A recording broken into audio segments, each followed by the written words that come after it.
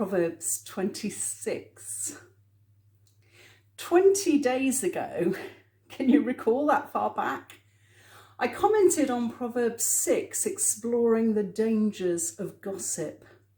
And here it is again in chapter 26, verses 20 to 22. Without wood, a fire goes out.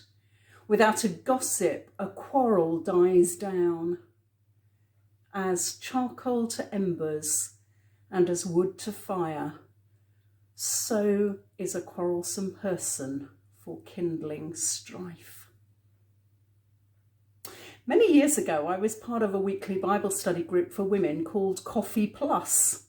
It was great. We shared and supported one another well and applied the Bible to our lives.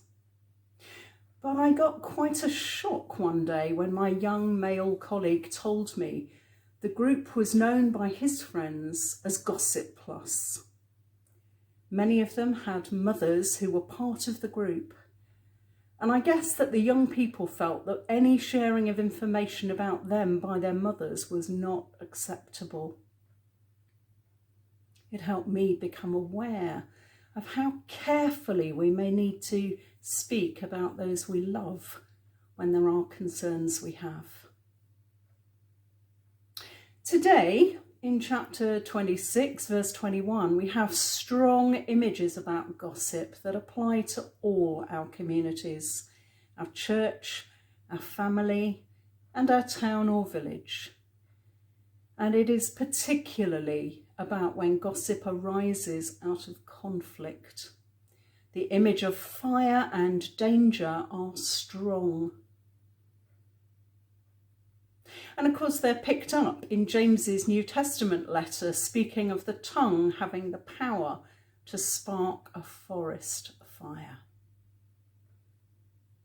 In my own family, I recall a time when one sentence I used led to misunderstanding. It was repeated out of context and added to. And frankly, all hell broke loose and relationships were soured forever. It was agonising. And I wish I could tell you it was resolved, but people died before that could happen. So I strongly encourage you to revisit this idea about how we speak of others. I wonder if you can remember that acronym for THINK. Is it true, helpful, inspirational, necessary, and kind? Perhaps it's worth that reminder today so that our words are healing, upbuilding, and powerful in the best possible way.